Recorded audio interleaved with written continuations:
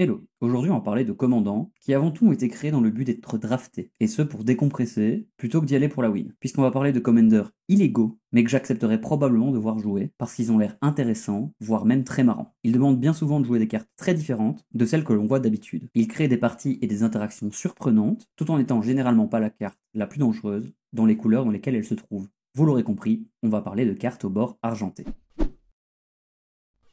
Commençons d'abord par 3 cartes qui, je pense, ne sont pas très intéressantes ou disposent d'un problème réel qui les empêche d'être véritablement jouables. La première de ces cartes étant Sir Cadian Nighthawk. Sir Cadian est donc un hibou. Il a une capacité très particulière et bien à lui, Night Lifelink. Pour la faire courte, il donne le lien de vie à tous les chevaliers, ce qui en fait un bon sort d'Entem. En plus de ça, il est une 4/4 pour 5 mana. Sir Cadian a bien évidemment d'autres capacités, comme vous aurez pu le remarquer. Et celles-ci sont très marrantes, mais elles ne sont utilisables qu'à un moment particulier de la journée. La première ne peut être activée qu'entre le lever et le coucher du soleil, donnant la vigilance à Cadian. La deuxième lui donnant le vol, mais ne pouvant être activée qu'entre le coucher et le lever du soleil. Bref, c'est le bon résumé d'un hibou. Il dort le jour, mais en restant vigilant. Il vit la nuit, donc prend son envol. Le problème sur cette carte, c'est qu'il n'est intéressant à jouer que lorsque la nuit ou le jour s'approchent, pouvant donc passer d'une capacité à l'autre durant la partie, perturbant ainsi les adversaires qui joueraient contre vous. Passons à X. X est très perturbant à lire, et c'est le premier problème. Donc lisons la capacité pour voir. Tant que X se trouve dans la main d'un adversaire de son propriétaire, le propriétaire de X peut lancer X et activer les capacités de X. Cet adversaire ne peut pas lancer X, et joue avec sa main révélée. Retenez aussi que cette carte est disponible uniquement en anglais, et que je viens de vous la traduire littéralement. Mais lorsque vous jouez la carte, il faudra probablement l'expliquer, souvent la réexpliquer, voire la réexpliquer. Donc, la première capacité parle aussi des capacités de X. Donc lisons-les. Pour un Dimir, vous pouvez changer X de main, pour voir ce que les autres adversaires ont à jouer. Et pour 3 génériques et un Dimir, vous pouvez jouer une carte qui se trouve dans la même main que X, sans payer son coup de mana. Et ça, c'est le deuxième problème.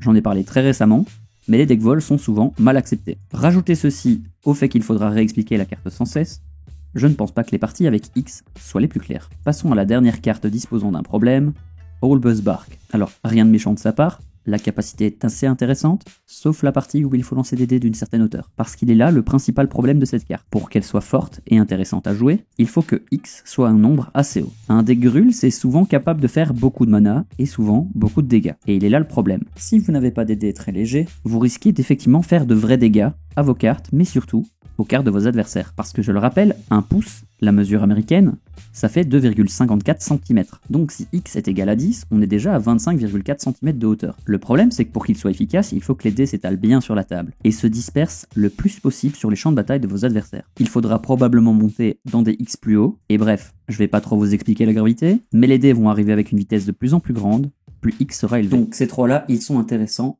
mais avec un mais. Passons donc à ceux qui n'ont pas de mais. Commençons par Timmy, parce qu'on en a parlé il y a peu. Timmy, il a la même capacité que Quicksilver Amulette, sauf qu'il ne doit pas s'engager pour la faire. Donc on va payer 4 mana pour mettre une énorme créature de notre main sur le champ de bataille. Même dans un deck avec du mana infini, ce que les Timmy ne feront pas. Il faudrait minimum être un Johnny pour faire ça. La capacité serait réduite à caster toute notre main à chacun de nos tours. Au pire des cas, il serait dans les parages d'Eladamri ou de Selvala en termes de force, ce qui en ferait un deck assez fort, mais je pense qu'on a vu pire récemment. Passons à la tricheuse, Pipa, Duchess of Dice. Déjà remarquons qu'elle a un joli nom qui nous rappellera sa capacité, qui lui permet de lancer des dés et de transformer ceux-ci en créatures vertes, ayant une force et une endurance égales au résultat du dé. Mais surtout, le fait qu'elle peut relancer un dé, et donc piper le résultat. Ça veut dire que si vous avez fait un 1 sur un lancer, vous pourrez essayer de faire une meilleure créature. Ça veut aussi dire que si votre adversaire qui a décidé de jouer Mirim vous lance les dragons anciens en visage, vous pourrez aussi essayer de moins perdre. Par contre, le reminder texte de cette deuxième capacité est perturbant. Mais a fortiori, personne ne vous en voudra d'essayer d'avoir un 6,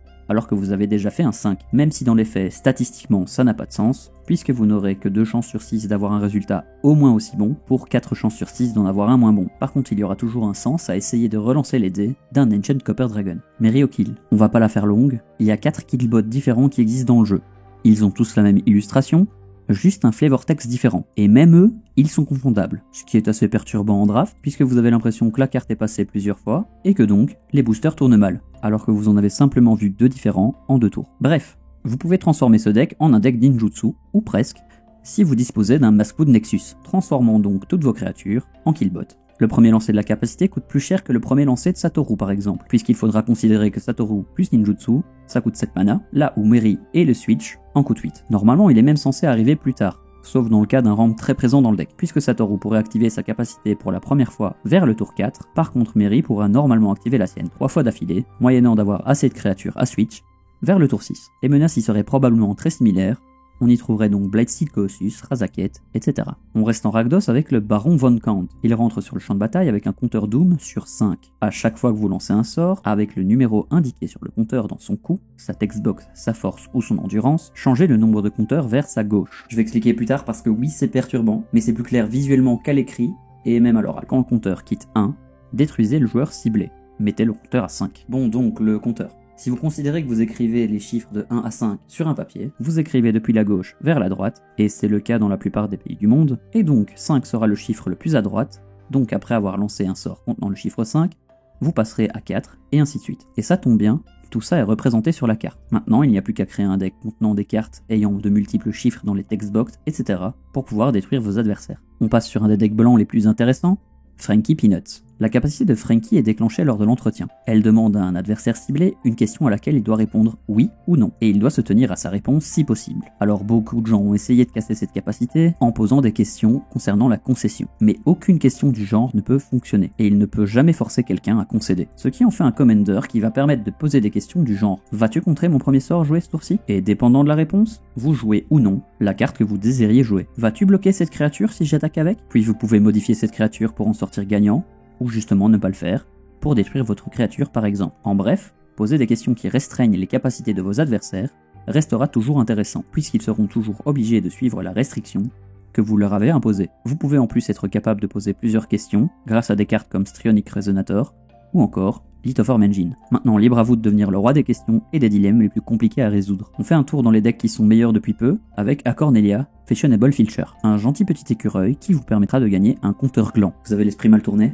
À chaque fois que vous jouerez un sort avec un écureuil dans son dessin, mais aussi à chaque fois qu'un écureuil entre ou ne meurt. Après ça, vous pourrez payer du mana et des compteurs afin de retirer une créature gênante, ou géante en l'occurrence, puisque grâce à Cornelia, le mythe de Emrakul battu par 15 écureuils peut vivre. Je rappelle que la première ennemie est bannie en EDH. Mais Acornelia permet aussi de rendre vos écureuils plus forts pour un mana vert, permettant de booster quelques-uns de ces derniers, juste avant qu'ils infligent leurs dégâts. Après, si vous jouez un deck Frankie Peanuts, vous pourriez simplement demander « Vas-tu utiliser les capacités de Cornelia contre moi avant la fin de ton prochain tour ?» Et dépendant de la réponse, jouez un Eldrazi, qui peut prendre le contrôle du prochain tour d'un joueur, comme Emrakul par exemple, pour utiliser la capacité que vous préférez s'il a répondu oui, et l'utiliser sur quelqu'un d'autre s'il a répondu non. Il en reste 3 dont je voudrais parler, et je vais parler d'eux ensemble, parce qu'ils ont une capacité qui est similaire, celle de jouer les cartes haute et augmentation. Il s'agit donc du Dr Julius Jumblemorph, de Grusilda Monster Masher et du Surgeon Commander. Ils sont tous capables de jouer avec des cartes que personne n'utilise, puisque comme leur commandant, elles ne sont pas légales. Mais dans les faits, elles ne sont pas bien fortes, quand on considère que celles-ci doivent être fusionnées pour faire un effet correct. Les cartes d'hôte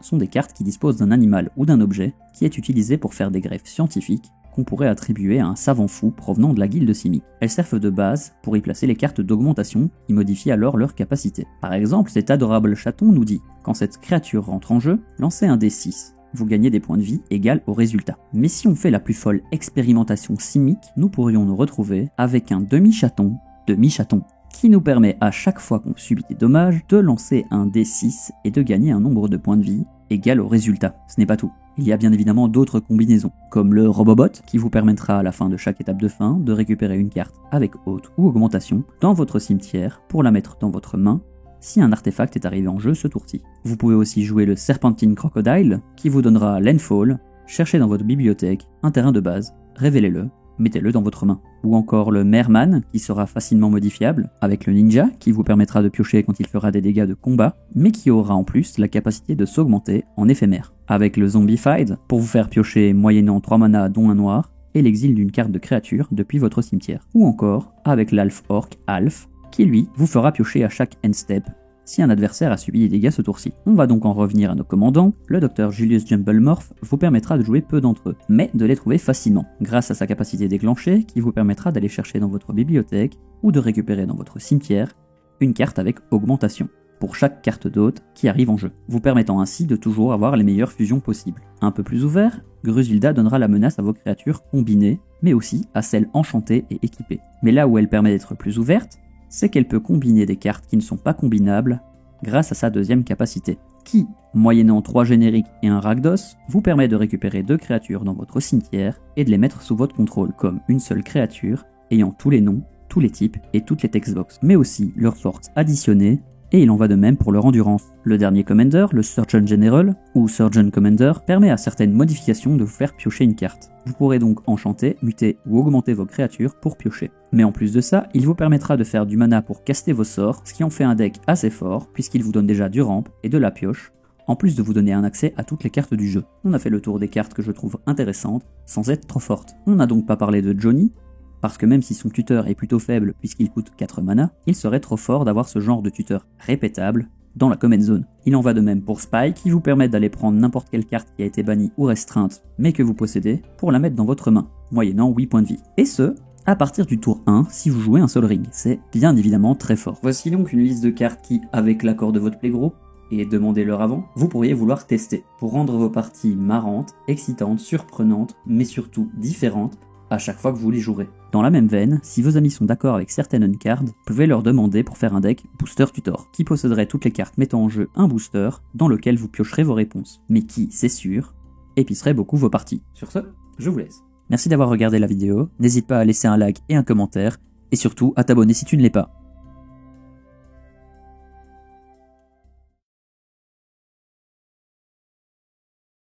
Tiens, t'es encore là toi?